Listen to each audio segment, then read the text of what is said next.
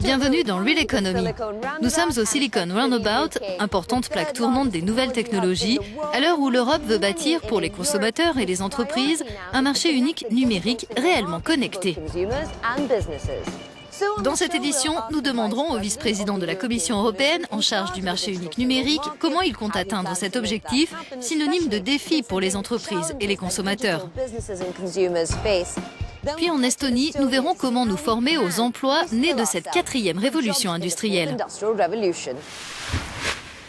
On sait que l'un des piliers de l'Union, c'est la liberté de circulation des biens, des services et des personnes. Mais le monde virtuel comporte encore des barrières. Les Européens achètent seulement 4% de leurs services en ligne dans un autre État membre, 46% au sein de leur propre pays et 54% aux États-Unis. Or, le marché unique numérique, ou MUN, pourrait générer 415 milliards d'euros par an pour notre économie et créer des centaines de milliers d'emplois. Voyons comment encoder cela dans la réalité.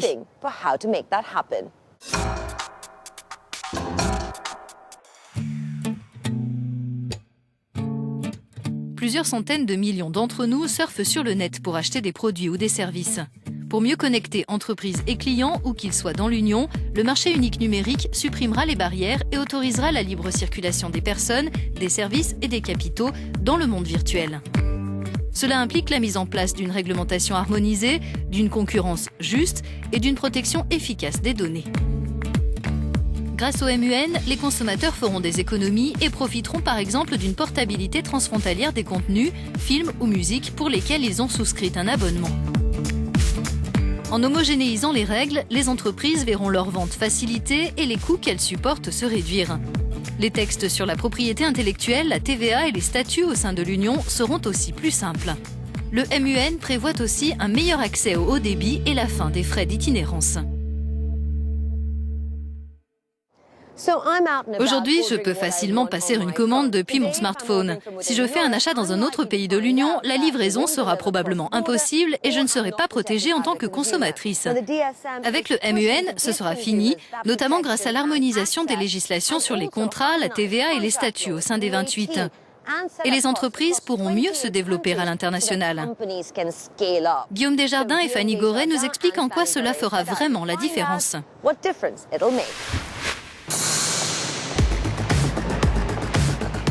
En quelques années, l'e-commerce est devenu un phénomène de masse. Et il concerne aussi bien les pure players que les enseignes traditionnelles. Mais pour passer à une échelle internationale au sein de l'Union, les entreprises ont besoin d'un terrain juridique et fiscal plus fertile. À l'ère de l'ultra-connecté, près de 4 Européens sur 10 achètent déjà en ligne. Mais ils ne sont que 15% à le faire sur des sites étrangers. La start-up Captain Train s'est spécialisée dans ces ventes transfrontalières. Je suis allé leur demander pourquoi ce chiffre est si bas. Pour vendre dans d'autres pays de l'Union, cette entreprise française a dû s'adapter aux différentes législations nationales. Ça pose énormément de problèmes parce qu'au niveau national, on a des réformes à peu près tous les 6 mois, tous les ans, qui reviennent, des nouveaux sujets, soit sur le commerce, soit sur le numérique, soit sur le droit du travail, qui vont arriver et auxquels il va falloir nécessairement s'intéresser. Et ça c'est pour chaque pays. On a besoin d'un système unifié, d'un système simple, les mêmes règles du jeu pour tout le monde, parce que passer du temps à comprendre les règles du jeu, c'est du temps qu'on ne passe pas sur le business et à créer de la valeur. La Commission européenne estime à 9 000 € le coût induit par cet imbroglio pour une PME. Pour y remédier, elle travaille sur un plan visant à créer un véritable marché unique numérique. Si les législations peuvent être complexes pour les professionnels, elles le sont aussi pour les consommateurs. La confiance est vraiment le premier point auquel doivent s'attacher les professionnels. C'est vraiment par ce biais que vous pouvez attirer des consommateurs, d'autant plus qu'on n'est vraiment pas dans un système, dans le système ancien en fait, où le consommateur, il pouvait simplement aller dans le magasin, se renseigner, voir si les gens sont agréables, s'ils sont serviables, s'ils répondent à ses questions. Et c'est là où il faut absolument créer une atmosphère de confiance pour pouvoir, je dirais que les consommateurs se décident à acheter au-delà de leurs propres frontières.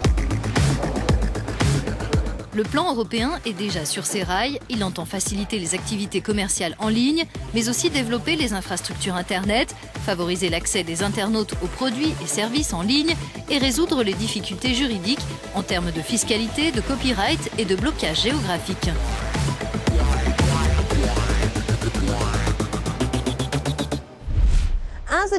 À l'heure où l'industrie numérique est en train de se construire ici en Europe, nous voulions des réponses sur les défis que pose cette révolution aux entreprises et aux consommateurs. Au Parlement européen à Strasbourg, nous avons rencontré le vice-président de la Commission européenne en charge du marché unique numérique, Andrus Ansip. J'aimerais d'abord vous demander quelle sera votre priorité pour 2016. On a lancé la stratégie du marché unique numérique en mai dernier. Et je dirais qu'on avance à grands pas. On a fait des propositions sur la mise en place d'une portabilité des contenus numériques au sein de l'Union. La deuxième proposition que nous avons faite concerne les contrats de vente en ligne. Aujourd'hui, on peut avoir potentiellement 56 types différents de règles en matière de vente en ligne et de contrats afférents. À la place, on propose d'avoir 2 types de règles. On doit arriver à un accord le plus tôt possible et notre objectif, c'est d'aboutir à un consensus politique dans les 6 premiers mois de cette année. Et notre but, c'est de mettre en place la portabilité quand on interdira les frais d'itinérance. Les entreprises s'inquiètent particulièrement de l'impact sur leurs bénéfices. Si quelqu'un vous disait que vous pouvez acheter une boîte de chocolat ici en Belgique, mais que vous n'avez pas le droit de les manger dans ce pays, vous penseriez que cette personne est folle. Mais dans le monde numérique, le business model s'appuie sur un principe similaire. Au XXIe siècle, on n'a pas à accepter cette discrimination fondée sur la nationalité ou sur le pays dans lequel votre carte de crédit a été éditée. Cette année, nous allons faire une autre proposition et son but sera d'améliorer pour nos citoyens l'accès transfrontalier à des contenus numériques.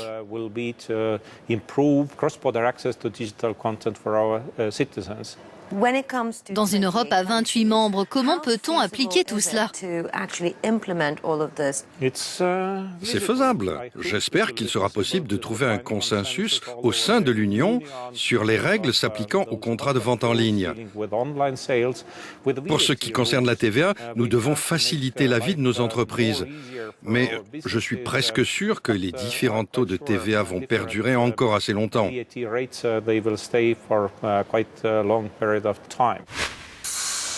Nous reprendrons notre discussion avec le vice-président dans un instant. Ce marché unique numérique suppose de s'attaquer à un autre problème. Près de la moitié des Européens ne sont pas assez compétents en matière de numérique, alors que ces connaissances seront nécessaires pour occuper 90% des futurs emplois. Denis Loctier s'est rendu pour nous en Estonie, un pays féru de nouvelles technologies. Dès le début des années 90, l'Estonie s'est lancée dans la numérisation de ses services publics. Un saut technologique qui lui a permis de créer environ 17 000 emplois. Cette carte d'identité électronique illustre parfaitement ses efforts. Les Estoniens s'en servent pour signer, payer leurs impôts, voter ou payer les transports en commun. À l'échelle de l'Union, l'Estonie est plutôt un petit marché, mais ses réalisations, comme ses échecs dans le domaine du numérique, valent la peine d'être étudiées de près par le reste de l'Europe. Le système de santé estonien s'est ainsi mis au numérique. Le dossier médical et les ordonnances sont électroniques. Dans ce service d'urgence, les médecins peuvent ainsi accéder à toutes les informations sur un patient grâce à son numéro d'identification électronique. Toutes les analyses, les scanners, les échographies, les opérations chirurgicales antérieures, en fait, tout est accessible. Il y a beaucoup de médecins de la vieille école qui ne voudront pas s'y mettre, mais les nouvelles générations utiliseront ces outils, c'est certain. Ce passage au numérique, dans le public tout comme dans le privé, nécessite de former les utilisateurs aux nouvelles technologies. Des programmes nationaux spécifiques existent en la matière. Le médecin qui aujourd'hui s'occupe de tâches administratives simples en sera libéré grâce au numérique et aura du temps pour faire autre chose. Pour les infirmières, c'est pareil. On veut les décharger d'une partie de ce qu'elles font pour que ce soit le personnel administratif qui s'en charge et ainsi de suite. Le marché unique numérique est-il alors destructeur ou créateur d'emplois? Ain Aviksuu, qui s'occupe des services en ligne au ministère estonien des Affaires sociales, estime que transférer des tâches à un personnel moins qualifié permet d'améliorer le rendement et de générer de l'emploi. Le marché unique numérique est à tout point de vue créateur d'emplois. Il va supprimer des emplois dans certains domaines où les nouvelles technologies se chargeront d'une partie du travail humain, comme dans la santé par exemple et les hôpitaux. Mais il générera des emplois dans d'autres secteurs et aussi dans les entreprises qui développeront ces technologies et qui pourront même les vendre en dehors de l'Europe. Mais l'économie numérique estonienne a encore des progrès à faire en matière de partage de données électroniques, d'identification par radiofréquence et d'e-commerce. Des domaines qui sont au cœur du marché unique numérique.